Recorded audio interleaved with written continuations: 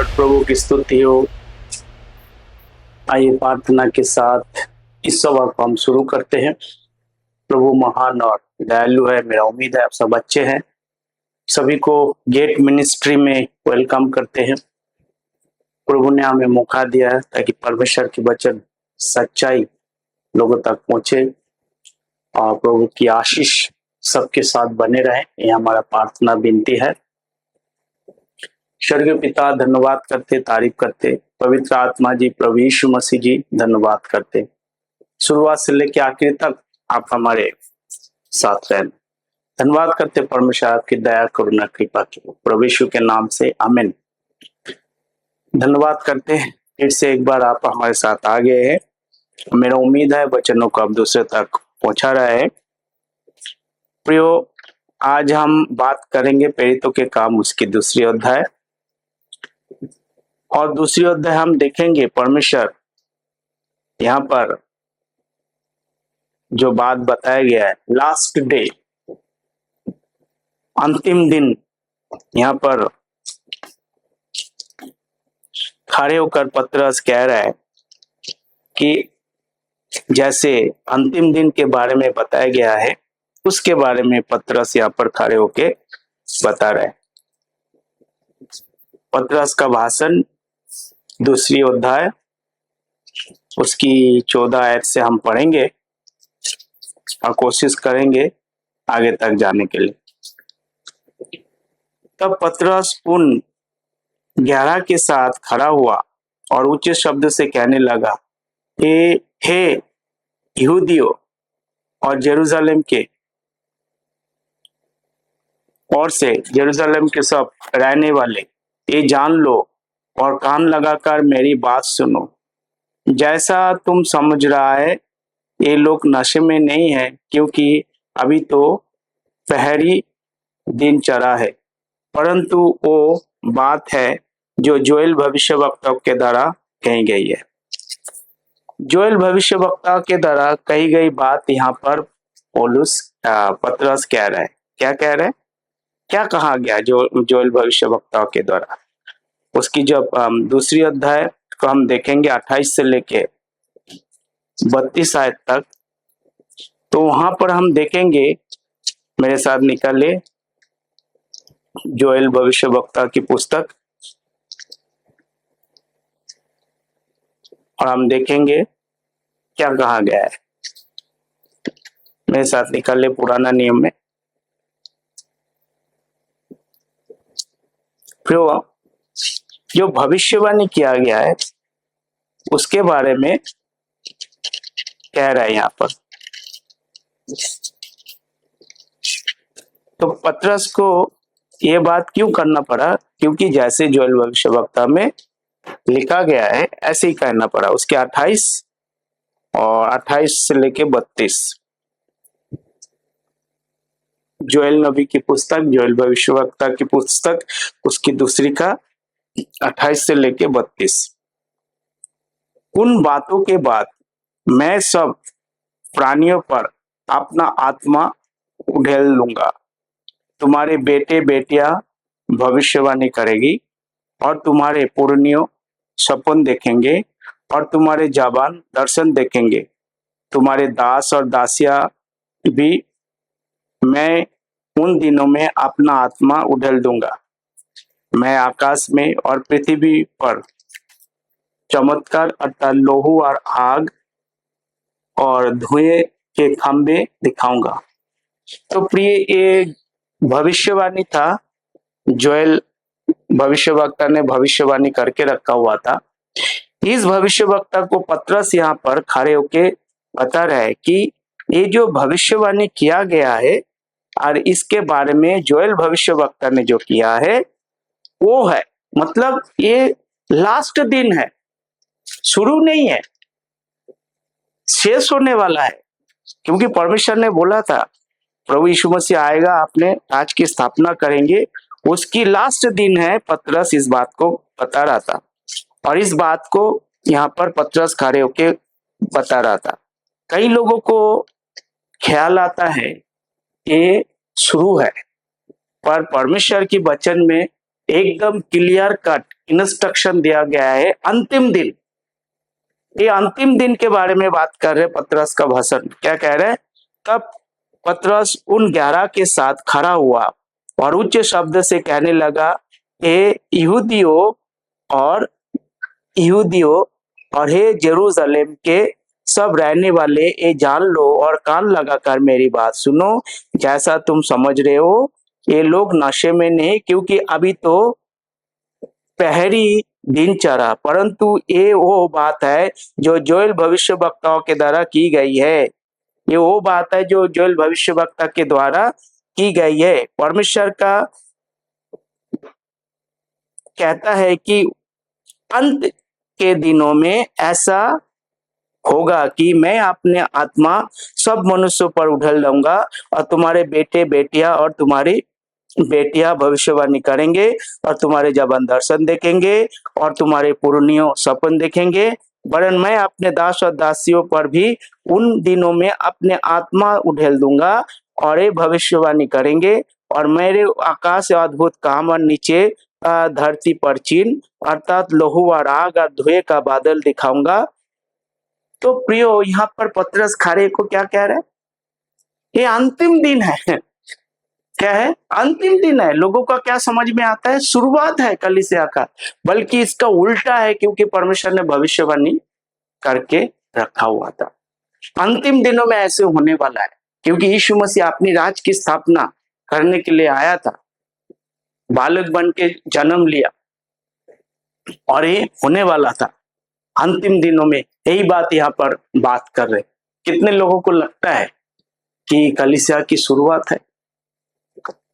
तो इस बात को आप इग्नोर नहीं कर सकते, हटा नहीं सकते। अंतिम दिन की बात कर, अंतिम दिनों में ऐसे होने वाला है। परंतु क्या हुआ है? क्यों नहीं हुआ है? क्यों परमेश्वर की राज की स्थापना नहीं हुई, जबकि भविष्यवाणी में किया गया है, भविष्यवाणी के अनुसार होना चाहिए था? क्यों नहीं हुआ? चलो आगे हम देखते क्या लिखा है। 20 आयत से हम पढ़ेंगे। प्रभु का महान और तेजस्वी दिन आने से पहले, क्या कह रहे हैं? प्रभु यीशु मसीह दोबारा आने से पहले क्या क्या होगा, यहाँ एक्सप्लेन कर रहे हैं पतरस। Before the coming of Jesus Christ there will be something going to happen which is very terrible and horrible. इस बात को कह रहे हैं। प्रभु के अंतिम दिन आने से पहले सूर्य अंधेरा और चांद लहू सा हो जाएगा। क्या सूर्य अंधेरा और चांद लहू जैसा हो गया है? क्या हो गया? तो फिर क्यों यीशु मसीह दोबारा आया नहीं अभी तक? आगे चलते हैं। और जो कोई प्रभु का नाम लेगा वो उद्धार पाएगा। ठीक है ना? 22 आयत। हे इज़राइल, ये बात सुनो, यीशु नासरी एक मनुष्य था जिसका परमेश्वर की ओर से होना प्रमाण उन सामर्थ्य के कामों और आश्चर्य कामों और चिन्ह से प्रकट है जो परमेश्वर ने तुम्हारे बीच और उसके द्वारा कर दिखाए, जिसे तुम आप भी जानते हो। उसी यीशु को जो परमेश्वर की ठहराई हुई योजना और पूर्व ज्ञान के अनुसार करवाया गया, तुमने अधर्मियों के साथ क्रूस पर चढ़ा कर मार डाला। यहाँ पर पतरस गुस्सा में आके क्या कह रहे? अधर्मियों के साथ तुमने प्रभु यीशु मसीह को मार डाला है। तुम्हारा प्रभु है, उद्धार करता है, बचाने वाला, राजाओं का राजा, प्रभुओं का प्रभु, सर्वशक्तिमान। तुमने अधर्मियों के साथ उसको मार डाला। इस बात को कह रहा है। किसको कह रहा है? कौन है उसके लोग? इज़राइल को कह रहा है। अंतिम दिन में ये सब भविष्यवाणी होकर रखा। अंतिम दिन चल रहा है, पतरस को पता है जोएल भविष्यवक्ता ने जो बात कर रहा है। और तुमने क्या किया? ये सब होने वाला है और तुमने क्या किया? प्रभु यीशु मसीह को वहां पर मार डाला। परंतु उसी के परमेश्वर के में मृत्यु का बंधन से छुड़ा कर जिलाया, क्योंकि यो अनहोना था कि वो उसके वंश में रहता। क्योंकि दाऊद उसके विषय में कहता है, मैं प्रभु को सर्वदा अपने सामने देखता रहा, क्योंकि वो मेरी दाहिनी ओर से, ताकि मैं डिंग ना जाओ। इसी कारण मेरा मन आनंदित हुआ और मेरा जीभ भी मगन हुई, वरन मेरा शरीर भी आशा में बना रहेगा, क्योंकि तू मेरी प्राण को अधोलोक में ना छोड़ेगा।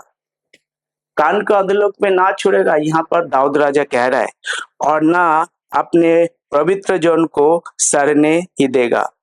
तूने मुझे जीवन का मार्ग बताया है और तू मुझे अपने दर्शन के द्वारा आनंद से भर दिया है। ये भाइयों, मैं कुलपति दाऊद के विषय में तुमसे साहस के साथ कह सकता हूँ कि वो तो मर गया और गाड़ा भी गया, और उसकी कब्र आज तक हमारे यहाँ विद्यमान है। और वो भविष्यवक्ता था, और वो जानता था कि परमेश्वर ने मुझसे शपथ खाई कि मैंने तेरे वंशों में से एक व्यक्ति को तेरे सिंहासन पर बैठाऊंगा।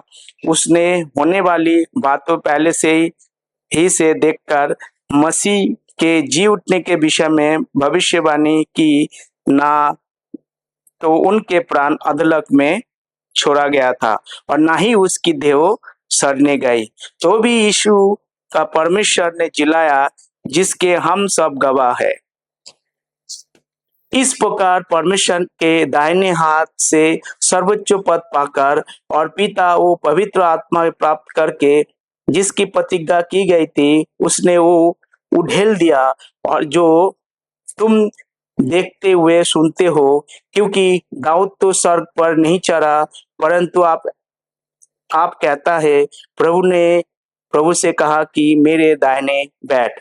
दाऊद अभी तक स्वर्ग पर नहीं चढ़ा। स्वर्ग, हेवेंस, दाऊद अभी तक स्वर्ग पर नहीं चढ़ा। इस बात को यहाँ पर 34 आयत में कहते हैं। तो फिर दाऊद कहाँ है? वचन के अनुसार दाऊद अब्राहम की गोद में है। अब्राहम की गोद कहाँ है? अब्राहम की गोद है पृथ्वी के नीचे है, ठीक है ना। पृथ्वी के नीचे वो सेफ जगह है, सुरक्षित है, कोई वहां पर प्रवेश नहीं कर सकता है, ठीक है ना। प्रभु ने मेरे प्रभु से कहा, मैं दानियात, जब तक मैं तेरे बेटियों को तेरे पांव तले, जब तक मैं तेरे बेड़ियों को तो तेरे पांव तले की चौकी ना कर दूं। 36 है, अब इज़राइल का सारा घराना निश्चित रूप से जान ले कि परमेश्वर ने उसी यीशु को जिसे तुमने क्रूस पर चढ़ाया प्रभु भी ठहराया और मसीह भी। तुमने उस परमेश्वर ने जो प्रभु यीशु मसीह को प्रभु करके बनाया है, तुमने उसको क्या किया? क्रूस पे चढ़ाया। इस बात का पतरस यहाँ पर बता रहे। मतलब पतरस यहाँ पर काफी उत्तेजित है, काफी गुस्सा में है। तुमने क्या किया है? जीवित परमेश्वर को तुमने क्रूस पे क्या कर दिया है? मार दिया है। कई बार लोग प्रे करते हैं और बोलते हैं, आज तू मेरे साथ स्वर्गलोक में होगा। क्या ये बात सही है क्या? जहां से आप कोट करते हैं प्रभु यीशु मसीह के साथ, जो डाकू दो जो थे, एक ने प्रभु को विश्वास किया और उसने बोला, आज तू मेरे साथ स्वर्गलोक में है, पैराडाइस। पैराडाइस प्रियो 3 जगह में, एक पृथ्वी के नीचे है, एक ईडन ऑफ गार्डन है, और एक पौलुस जो तीसरी स्वर्ग में गया था। ये 3 जगह में है। तो प्रभु यीशु मसीह क्रूस पे उनको मारने के बाद कहाँ गया? तो ऊपर गया था, नीचे गया था? आप सोचिए, वो वाला कोट करके क्या हम नीचे जाएंगे, ऊपर जाएंगे? आज तो मेरे साथ स्वर्गलोक होगा। कोई भी मर जाते हैं और वहां समय हम ये प्रचार करते हैं, तो उसका मतलब है कि तो मरने के बाद हम कहा जाएंगे? अब्राहम के गोद में। प्रियो, पौलुस कहते हैं हम तीसरे हेवन ऊपर की बात करते हैं। आपके ऊपर छोड़ता हूं, डिसीजन आपका है, क्या प्रचार करते हैं आप, और आपका विश्वास क्या है। अगर आपको समझ लगता है कि हाँ मैंने गलती की है, तो थोड़ा सा आपको सुधारने की जरूरी है, तो आप सोचिए, आपके ऊपर है। 36 है, तब इज़राइल का सारा घराना निश्चित रूप से जान ले कि परमेश्वर ने उसे यीशु को जिस तुमने क्रूस पर चढ़ाया प्रभु भी ठहराया और मसीह भी। तब सुनने वाले की हृदय छिद गए और ये पतरस और शेष पेड़ से पूछने लगे, ये भाइयों हम क्या करें? जब जब पतरस खड़े होके अपने भाषण दे रहा था, प्रचार कर रहा था, प्रभु यीशु मसीह के बारे में बता रहा था, जैसे उसके हृदय के अंदर क्या गया, बात जैसे एक बुलेट की तरह छिद गए, वो डर गए सारे के सारे। अब क्या करें, हमसे बहुत बड़ा क्या हो गया, गलती होगी, विनाश हो गया, सर्वनाश हो गया। इस सर्वनाश से बचने के लिए हम क्या करें? पतरस ने उससे कहा, मन फिराओ और तुम में से हर एक अपने अपने पापों की क्षमा के लिए यीशु मसीह के नाम से बपतिस्मा लो, तो तुम पवित्र आत्मा का दान पाओगे। बचने का एक ही उपाय है।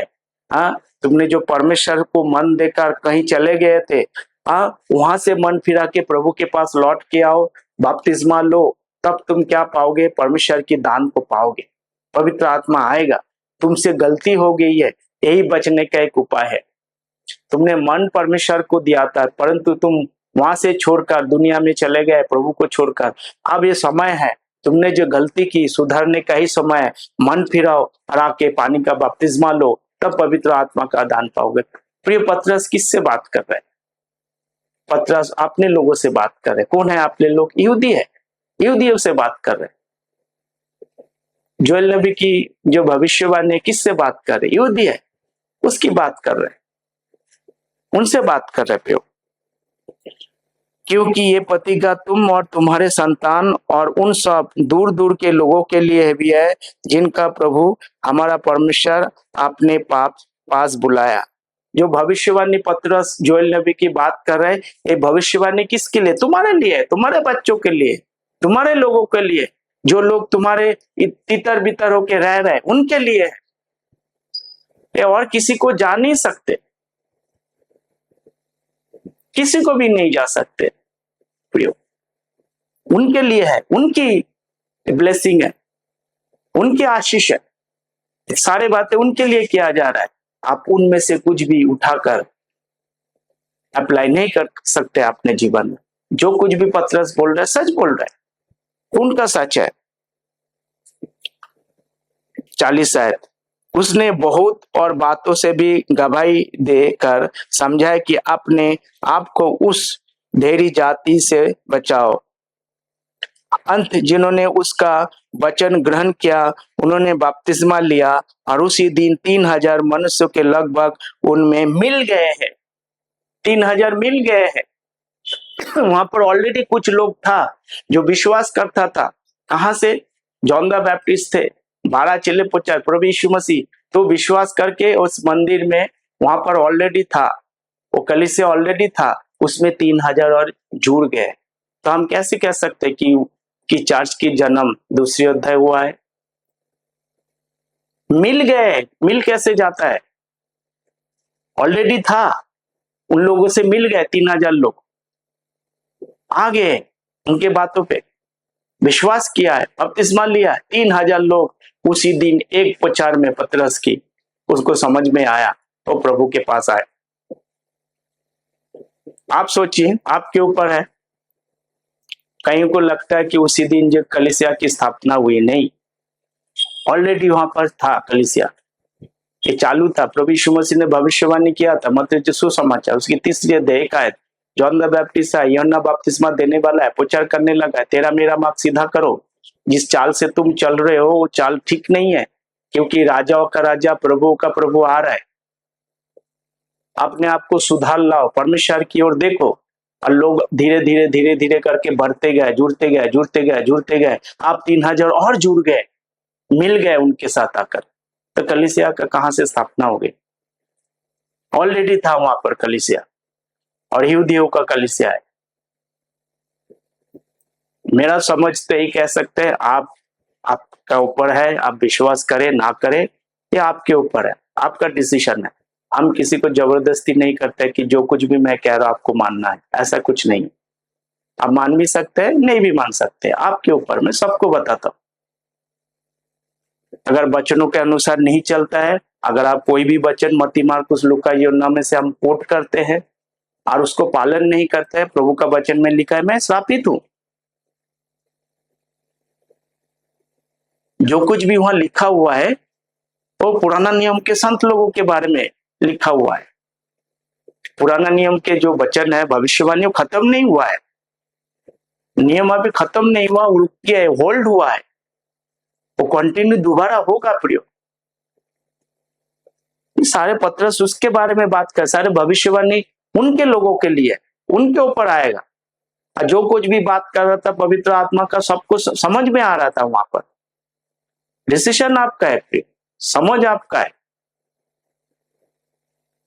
आप किस रीति से इसको देखते हैं, आगे पीछे दाएं बाएं उसको पढ़ना है, समझना है कैसे परमेश्वर ने बड़े बड़े काम किया है।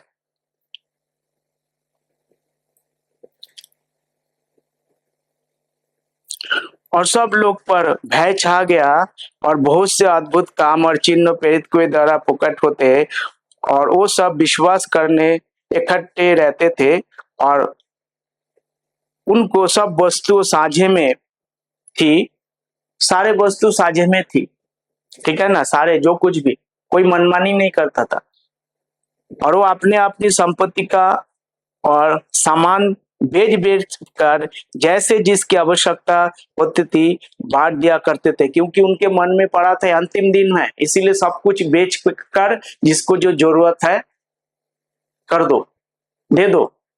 सारे सब कुछ बेच के कंगाल हो गया हो। हम तो 1 रुपया हमारा निकलता नहीं है। प्रियो क्या बात करते, अब जरा सोचना है। ये वाला आयत ना ये वाला आयत मेरे लिए नहीं है। कलीसिया का सृष्टि हुई है वो हमारे लिए, ऐसा नहीं होता हो सकता। Choose and pick, you have to go to the history. जो कुछ भी वहां पर हुआ है पूरा आपको वर्णन करना पड़ेगा। एक आयत के ले लिया मेरे लिए है अच्छा वाला, मेरे लिए है, उसको हम क्या करते हैं एप्लीकेशन में डाल देते। अरे भैया आगे भी आगे पीछे पढ़ो। प्रिय संत लोग, इस वचनों को समझने की कोशिश करो। प्रतिदिन एक मन होकर मंदिर में इकट्ठा होते थे। कहाँ होते थे? उनके मंदिर है। एक मन होकर मंदिर में इकट्ठे होते थे और घर घर रोटी तोड़ते थे और प्रभु आनंद और मन में सिधाई और भजन करते थे और परमेश्वर की स्तुति करते थे और सब लोग उनसे प्रसन्न थे और जो उद्धार पाते थे उनको प्रभु प्रतिदिन उसमें मिला देता था। प्रतिदिन लोग मिल जाते थे, कलीसिया में जुड़ते जाते थे। सारे के सारे प्रियो के अंतिम दिन के जो बात पतरस कहते तुमने मार दिया। और उन्होंने क्या किया है, सब कुछ बेचकर, क्योंकि उनको ही पता था कि प्रभु यीशु मसीह जो है अपने राज की स्थापना करने वाले, जो भविष्यवाणी पतरस में खड़े होकर बोला। परंतु क्यों नहीं हुआ? आज 2000 साल हो गया है, क्या वजह रहा? वो वजह इसलिए रहा कि उन्होंने स्वीकार नहीं किया, प्रभु को माना नहीं, इसलिए प्रोग्राम होल्ड पे है। कलीसिया जब उठा लिया जाएगा वो प्रोग्राम दोबारा से शुरू हो जाएगा। ये सारी चीज होगा। चंद्रमा लाल हो जाएंगे, सूरज काला हो जाएगा, तारागण गिर पड़ेंगे, बूढ़ों होगा, बहुत सारे ऐसी चारों तरफ अफरा तफरी होगा, चारों तरफ परेशानी मुसीबत होगा, चारों तरफ। उसके बाद प्रभु यीशु मसीह आएंगे। कहाँ आएंगे? पृथ्वी में आएंगे और अपनी राज की स्थापना के लिए तैयारी करेंगे। वहां पर लड़ाई होगा, महाक्लेश होगा। प्रिय बातों को समझने की कोशिश कर। आज प्रभु कहते हैं, आज कोई बोल नहीं सकते। आज केवल जो विश्वास करते, ये कर्म है। जो विश्वास करते उसका उद्धार है। आज भी उद्धार है। विश्वास करो, इंस्टेंट, तुरंत। इस बातों को समझने की कोशिश करो आप प्रिय। अंतिम दिन उनके लिए था प्रिय। प्रभु यीशु मसीह लोहू बहाकर, एपिसोड्स की 1 का 7, 6, 7 जब हम पढ़ते हैं, हम सबको बचा लिया। हमें कुछ करने की जरूरत नहीं, प्रभु ने हमारे लिए रास्ता बना दिया है। उसी रास्ता में जाके हमें चलना है। पुराना नियम में आपने देखे होंगे केन और हबेल ने क्या किया था। हबेल ने बलिदान चढ़ाया, परमेश्वर ने ग्रहण किया। केन ने क्या किया? कुछ और लेके आया, ग्रहण नहीं किया था। तो जब उसका भाई ने रास्ता बनाया था, परमेश्वर ने खुश हुआ, उसको क्यों नहीं उसने अपनाया? वो कुछ अपने एक्स्ट्रा करना चाह रहा था, खुश नहीं होगा, उस पैटर्न से चलना है। इसीलिए गुस्सा में आके कैन ने हाबिल को मार दिया। यही वजह है, गलती अपना होता है, भुगतना किसी और को होता है। गलती को सुधारो। आज ऐसे ही है, आपको कुछ करने की आवश्यकता नहीं है, विश्वास करना, केवल और केवल विश्वास करना। प्रभु यीशु मसीह हमारे पापों के लिए, श्रापों के लिए मारा गया, गाड़ा गया, तीसरे दिन जी उठा। The moment you believe you are sealed with the holy spirit. एक प्रभु है, एक विश्वास है, एक बपतिस्मा है, आत्मिक बपतिस्मा। पौलुस आत्मिक बपतिस्मा की बात करते। हमारा बपतिस्मा होता है, पहला कोरिन्थियों की 12:13 में लिखा हुआ है, पवित्र आत्मा की बपतिस्मा। जब हम प्रभु यीशु मसीह पर विश्वास करते, उसकी मृत्यु का होता है। कलीसियों के पत्री उसकी 2:13 में कहते हैं, प्रभु यीशु मसीह ने हमारे तमाम पापों को क्या कर दिया? माफ कर दिया। तो विश्वास से होता है। फिर अब जब विश्वास करते, परमेश्वर आपको आशीष देते। धन्यवाद करते, आपने वचनों को सुना है। जो श्राप हम पे था, जब हमें पता नहीं था, परमेश्वर ने उसमें से निकाल के लाए। जो वचन गलत तरीके से अगर हम प्रचार करते, हम श्रापित होता है। तो ये वचन बहुत सारे लोगों को पचता नहीं, उनको थोड़ा से अधूरा सा लगता है। आज भी अगर मैं गलत प्रचार करता तो मैं श्रापित हूं। इसीलिए आपको आगे पीछे ध्यान रखना है, क्यों मैं ऐसे करता हूं।